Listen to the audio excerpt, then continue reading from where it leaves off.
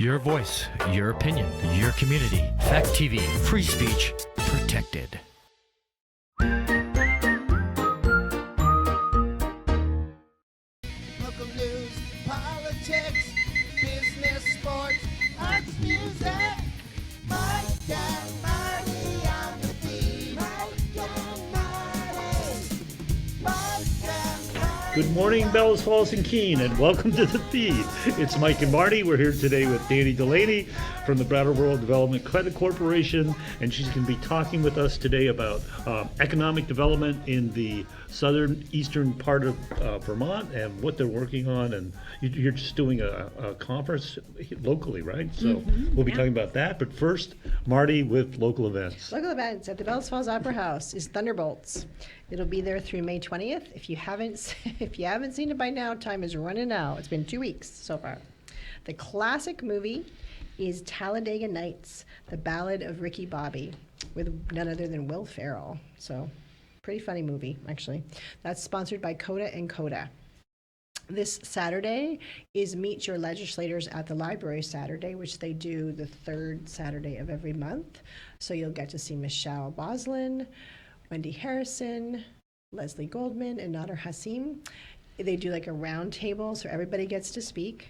They do try to limit, people kind of taking over the conversation, and they try to update you on anything anything that's happening, and then you can ask questions about specific bills. If they have that information, they'll give that to you. So it's nice that they do that, and it's a nice place to go to get information and get accurate information. So I would encourage people to go. Also happening on Saturday from 9 to 1 out in the Westminster West Library, they're doing a plant sale. So perfect timing. Get your plants in. We seem to be in a warm, sunny phase right now, not the rain that we had. So that's my local events this week. Yeah, and we're getting to spring, so things are starting. Next week we'll have the farmers market, I think. Oh, right. Yeah. Or is it 20th? It's the third Friday. Okay, yeah. Yeah. So anyway, things are coming along. I know Pete Steen's going to open pretty soon, and we'll be starting to get fresh vegetables. Oh, I think it's not until June. It's actually June, Oh, the farmers okay. market. I'm sorry. We don't want to put out bad information, but they have to have time to grow stuff. All right. Before they can sell it. So anyway. That's a good plan. Yeah, there's a thought. They'll be taking orders this week, and then they'll bring it in June. No, I'm just kidding. Don't quote me on that. All right. Do you want to talk about the spelling bee? Oh, yes. I do want to give a shout out to everybody that came as either on a team for the Rotary first annual spelling bee, or you came to cheer on your team. It was a fun evening, and the costumes that some of the teams came up with were great. The participation, and everybody just had fun. It was just fun. It really was fun. It was like there were points there where I thought there could be controversy. Controversy, and everybody just went through it, and it was fun, and everybody enjoyed themselves. Really it was fun. great, And it was, very very refreshing. Next year, I hope we can have more teams, and we can have more room for the audience, and we'll just keep growing. I think we found at least one of our signature events. Yeah, so. It was really fun. Anyway, Dani, welcome. Hi. How Thanks are for you? having me. Yes. Tell us about the Brattleboro Development Credit Corporation. The BDCC, which is a little easier to say than BDCC. Brattleboro Development Credit Corporation. We've been around for 70 years. I have not been working there for 70 years, but they've been around for 70 years and serving as Southeast Vermont's economic catalyst. Marty and I were talking about it a little bit before. Some people come into the BDCC in one way and think that's all the things we do, and in another way, maybe they had to help with a particular issue. Or a business kind of thing, or they're a tenant of ours, and they think that's all we do, but we have a lot of different programs and events, and just focus. So we do business assistance and financing, commercial development and real estate. We do community capacity building and development as well, and workforce training and development too. How did you end up at BDCC? Oh, that's a Tell us great your question. background. So I'm from Woodford, Vermont, originally, which is exciting. This has been an opportunity for me to move home, one of those Vermont boomerang stories. I'm really excited to be that. But I've been working in economic development with a real focus on business transitions over the years. And for the last almost 10 years, working at the Adirondack North Country Association in upstate New York, but helped found the Center for Businesses in Transition there. And I had been stalking the BDCC for a number of years. I want to work really tightly with businesses and local communities, but I don't like to work in a small office. I like to work on a big team, and I wanted to work on rural economic development issues. So, When you say businesses in transition, what are they transitioning from and to then? Yeah, absolutely. So I always say that instead of businesses who are just selling, or people who want to buy a business, I say transitions because sometimes the business owner thinks they want to sell, but ends up not selling the whole business, and then the bakery actually just becomes a coffee shop, so it's not quite a sale. So like, how does that transition work in a rural community, and how do people prepare for whatever that might look like? So that I've been able to take some of that work from my past experience to the BDCC, which has been wonderful. Do you find that does that also like include like business succession, like so say that you're an independent entrepreneur and you got this business up and running and you've run it for like 20 years now, and now you're like, I'm ready to be done, but this is a good model and I don't want to give it up. So how is that part of the business transition to finding someone to kind of take over your baby or whatever? Yeah, absolutely. And it's not it's a big issue in rural areas, but it's a national issue.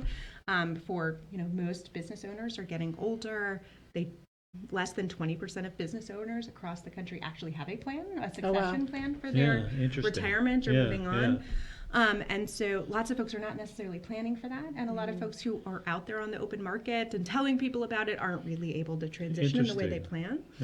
So helping people really prepare for all the things that go into that. So some of those things, if it's appropriate for them to get a broker or evaluation or work with their professional services team, that is incredible. We have a good sort of network of people that can help them with the professional services, but sometimes they need kind of a little bit of a step before that. Like, what does the overview of the process look like? How do I start thinking about it before I call any of those folks? And that's where we can be kind of supportive.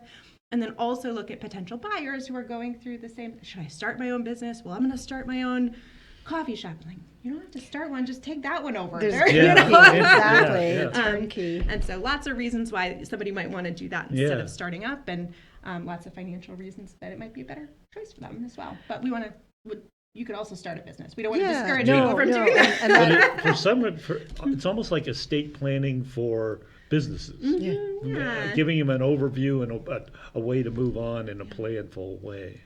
And so we do that with a network of partners across the state with grants that we have, but with the SBDC, with the Vermont Employee Ownership Center, if they're trying to transition to cooperatives or worker-owned situations, with SCORE, the retired executives that help volunteer in the area. So not just us doing it, but trying to help sort of. And then you also transition, like I think there's maybe you can speak to the kind of a local success story with kind of a backyard, let's make beer. And now they're transitioning to an actual tasting room and beer production. Because you guys were, I believe you gave them some guidance, talking about Seven Balls Brewery. Yeah. I don't know. I don't want to speak for them, but right. No, I'm just saying that's something that people can be like, oh, that makes sense to me. This is what you help them with. Just use them as an example. I don't want to steal their thunder. Yeah. But if somebody like that, and that's an example of someone who's come to us to help with financial forecasting and preparing for the revolving loan fund application that they just put in here in Bellows Falls. And what does that look like for that? Like, how do you use some of the tools that we have in our office, like LifePlan? Like, there's a software that'll help you make your business plan that's a little bit easier to use than a pen and a paper, for some people, maybe not everybody, but so how do you do that financial forecasting? We have somebody in our office who can support them, and then we'll ensure that they are connected out to SCORE, the SBDC, or banking partners, or whoever they need to be to build that network to move on to the next thing, moving from their garage or wherever they were before into a downtown location or into a more of a manufacturing facility, whatever that looks like for them. And does BDCC have like a meeting type thing that they do for businesses? So that you can go figure. That they can come and they can find out all these tools that you have. Might you have something? Yes. So BizConnect started last year. So this is sort of a program that we're doing across the region. So we move it to Brattleboro here in Bellows Falls, and then other Wilmington, the Deerfield Valley. We're trying to move it everywhere and kind of get through the whole region on a regular basis, but really meet community members and business owners and focus on their particular needs and make sure they know that what resources are available in their region, but really help facilitate dialogue around business solutions amongst each other. Like most of the time, like I'm not the person bringing the solution, it's somebody else in that room saying, oh, I tried this or this didn't work, and how to aggregate that and make sure that we're sharing that out to folks. Yeah, there was one this morning. Yeah. Truth be told, I knew there was. Yeah. Full disclosure. There was one this morning. It's the third one I've been to, and interesting conversation this morning about the use of social media and how it's very important to small businesses to know how to use it, but it's very difficult to learn it. So there was a lot of conversation about different resources. They just popped up organically. Like people were like, oh, wait a minute, you should talk to this person. So. And then there's no cost. There's no cost to this. And then there's a lot of times there's not even a cost for your guidance and your. Is there any program that you actually have to pay? Sometimes you have to pay for the workshops, right? But it's nominal. Yeah, it's usually nominal or low. We try to do as much as we can without there being a fee. Sometimes if there's like a different partner involved, there might be. Like today, they're at we're hosting at our office as well, Lean 101 Manufacturing with VMEC, the Vermont Manufacturing Extension Center. So they're at our office today doing that training. So there's a cost, but they're hosting it and we're kind of co-facilitating. So, and there is a cost to the summit next week, but that's a bigger event. Yeah. It's which I'd love to tell you about when we're ready. Go ahead, go for it. Please talk about it right now. What is the summit? Yeah, so the Southern Vermont Economic Development Summit happens. I don't remember how many years it's been, but it's many years. But one thing that might be helpful to sort of understand is that BDCC is this economic development organization. We're one of 12 RDCs in the state. That's Regional Development Corporations. We do all this development work, but we also have these affiliates and programs and strategies that are underneath our umbrella and that we're working really closely with. So one of those is SEVIDS, the Southeastern Vermont. I'm going to do it. I'm going to do it. No, you really have. People don't understand it unless they can. The Southeastern Vermont Economic Development Strategy, and that kind of started in 2008 to sort of take a look at the future ahead. Like, there's some economic decline. What are the concerns in the region, and really start building a strategy for what that looks like, and what does our future in a rural area look like? And out of that, since then, that's built into a SEDS. This is an acronym you might hear, or have. Comprehensive Economic Development Strategy. Right. May have contributed Not that I haven't had to deal with these acronyms for the past 5 years, but I have. But that really, that's a federally recognized strategic plan for economic development in the region. And we update it every 5 years. It's all of Southern Vermont now, so it's Bennington and the Windham region. And this is the summit next week is like where that piece of strategic planning and that guide where people really come together every year and kind of see an action in real life. Like, what is our plan to move together? And it's not, we don't own the SEDS. The SEDS is something we help to sort of pull together and focus on. But the summit is an opportunity for folks to really see what projects are being developed and moving forward to make that a reality. So who does build the SEDS? I mean, who are the people that are you're one of the people guiding the process, but who are the people in the process? Are they business owners? Or business owners, community leaders, elected officials, anyone who wants to be part of that process. We just finished up the last SEDS update. So the new SEDS just came out this year, and it'll be a guidepost for the next 5 years. Lots of community input into that, and whoever wants to be part of those conversations. Yeah, and you had, I know I went to at least one, you had community meetings, so you invited people from the community to go and to put their input. You had kind of a structure, and then people would say, yes, I think this is good, but what about that? And how about if you added this? Like, we're talking about housing, but what about middle income housing? Because that's a market too. There's a lot of, lower income housing development, but what about middle income housing? There was just a lot of things came, so there you really listened to the voice of local people. Yeah. And I think it's important to point out that it's not just for businesses, that you guys are humongously helpful to nonprofits. And Vermont has, the highest percentage of nonprofits of any state. So you have a lot of resources for nonprofits. And that's where that community development and capacity building comes in, is like, what do nonprofits need? What do municipalities need? What are the resources they're not necessarily going to get in their rural area, or what resources can they share with one another? And the connections. Like, I know you've done grantor roundtables, you've done done grant writing workshops. You've done you're doing, I think you're doing one in June, right? A nonprofit board development training. I believe so. Yeah. Yeah, I think I didn't write the. I did pull it up. There it is, right there on the 17th. I couldn't remember which you had. They literally sent a newsletter this month, and it was 15 pages long. So I had a hard time figuring out what things to pull to talk about today. So, and I think, I just think that if you're struggling in a nonprofit, if you're struggling in your business, if you have an idea and you don't know quite how to get that launched into something, just reach out. That's how I got started. Someone just said, talk to this person at BDCC. And then from there, I'm pretty sure I've utilized most every possible thing. Well, not everything, but most every thing that you offer, because to help me along the way to figure out how to get grants, even down to the post granting and grant management, because you offer that as a service too. That's not free, but that is a service that is invaluable because that's what you guys do. Yeah. So You're not a tenant yet, so we got to. well, that's true. That'd be a little more, more complicated. I don't think I could move everything down to Continental Hill. That would be a little bit more complicated, but it's just, I don't know how people don't know about you. Yeah. Yeah. Are there common threads that you find as issues or helpful things to do in around the community? What are the biggest issues now that? And I just want to make a point. They're both businesses. There's not-for-profit businesses and there's for-profit businesses. They're both businesses and they operate the same, and they're just as. I mean, to think that a not-for-profit is just out there bumping around is not true. It's just as hard and it's just as difficult, and they have to make all the same decisions: what to buy, what to sell, and what services to offer, and how much it costs. Yeah. Exactly. And sometimes it's more difficult. It is more difficult, right? Because you don't have. Oftentimes, we don't have a revenue stream. Yeah, exactly. Sorry, I didn't mean. But are there?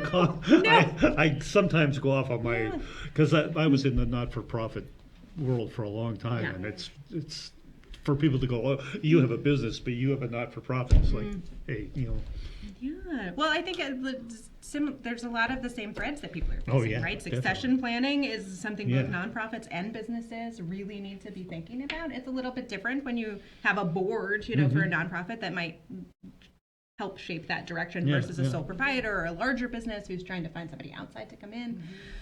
So planning for the future in that way from a succession perspective, as we have aging business owners and aging nonprofit leaders across the region. That's one thing. I mean, there's a lot of uncertainty right now around tariffs and taxes and that kind of thing when it comes to businesses. We have an upcoming kind of tariff uncertainty webinar. Right. We can't tell you what the tariffs are going to be or what all of that is going to look like, but how do you plan financially? Yeah, there must be some for sort of those next resilience things? strategy that you can say, I can, if whatever happens, I can adapt. Yeah, right? and a lot of business owners are so busy, and nonprofit leaders working in their business on the organization that they are unable to, and Step not back because and they look can't, at but that. they can't always think ahead, and it's a time where not only is it difficult and a little bit hard to think ahead, not knowing what all the variables are, but maybe those tools are not something that you already have. So that's something we want to make sure that folks are we can help as much as we can with, or find resources to help people as they think about what the future might look like in the next 3 months, but the next, number of years as well. And I think that's what I think I would give you guys credit to this is I've seen you guys pivot to react to what is important to what's going on right now. Like during COVID, that's when I first got introduced. You pivoted and you started having a lot of Zoom meetings. That's when you had the grant writing workshops and the grant roundtables and that kind of stuff. And then then it went back to regular meetings, and then it was you could have meetings again, and you just now you pivoted to, oh my God, well, tariffs. Everyone's going to want to know about that. So so your ability to pivot and to get the information and to get something in place that helps people at least get some information is really, I think, one of your strong suits. Yeah, and I think that comes from such a diverse level of expertise in all the folks that work there, but people who have owned businesses and run nonprofit, who have gone through flooding in their community, had their entire business wiped out, and then figured out how to help their own business, but also the whole community. they're living it every day and have gone through COVID and floods and economic recessions and whatever that looks like, and are just trying to find ways to keep the eye on the prize. I really appreciate that the BDCC doesn't pivot in such a way that now we do something totally different. But like, how are we focused on the future? What does that mean for our big businesses? What does that mean for our small businesses, municipalities, our nonprofits? But able to kind of like be malleable enough to meet those emergent needs. Yep. And I just lost my train of thought. You got a question? I was going to say, I'm sure we must be eating through our time, and I wanted to make sure down to about 5 minutes. Yeah, we offer you the chance to highlight any events coming up that you want people to know about, or how to get in contact with you, or things. So I would offer that you would look through your notes and say, hey, I meant to say this, but Mike interrupted me and started talking about this. Well, come to the summit. That's coming up next Tuesday. We're really excited about that. So that's at Mount Snow on Tuesday, the 20th. Yeah, the 20th. We also, ongoing, will have sellers and buyers working groups and transition programming. So that's something that it is not a one-time thing. Like planning for the people are not ready always to be in that room to talk about their transitions. This week, at the end of the week, we're doing a buyer seminar. I can send that out for folks to share or whatever that looks like, or you can look it up on our website. But we'll consistently be doing sellers and buyers working groups, and you can just show up at different times of the year when you're ready. But there's a buyers one this week. The other things, we'll have some social media events that are not up on the website yet, but will be coming up in June to sort of talk about that particular emergent need. And the other thing, just call us. Just reach out. Or check that. We have a newsletter. It's amazingly sign up for the informative. So do we have the screen that gives all their contact information? So brattleborodevelopment.com is the main website. Thank you. And you can go right to that website. You can sign up for the newsletter. Pops up is it once a month, or it seems like it comes a lot? Twice a month. That's what I thought. Yeah. Okay, twice a month, full of information. And what if you're not sure what you need? They can just call, right? They can just call. Yeah. And if you're a nonprofit and you call me, I'll give you to the right person. If you're, it doesn't matter. Yeah. But you can certainly just call, email, whomever, but we'll find you the right person. And constantly, to your point earlier, like, a lot of the same things nonprofits need, businesses need, or our workforce folks need. Whatever work that we're doing, it is all really interrelated. So we work really closely together to answer questions and support people as they move through. Wonderful. Yeah. And why do I keep losing my train of thought today? I just want to make sure we got through all these things. One other thing I did want to say was Friday at 3:30 p.m. Temple Chiropractic will be transitioning their business to new ownership. Really? And so that's really exciting to have a success story right in our backyard. And we're just pleased to come. There's a ribbon cutting, and Jamaican Jules will be doing some food, and it'll be exciting to be able to celebrate that, there's so many news stories across the country in rural areas where the headline is, "This business closed," Like, the more that we can talk about those transitions and welcome new ownership into our communities, the more important it is for them. And you guys facilitated that or acted as consultant? I mean, this is a good question. That's a great question. So there's a lot of help typically with business transitions along the way. And so for that particular new owner, they came to us very early in the stage of process. We just kind of talked about the overview and have just been consistently tracking to make sure that they're moving along. So I wouldn't say we facilitated the whole thing because there's so many people that were involved in that. But I think you should take some credit.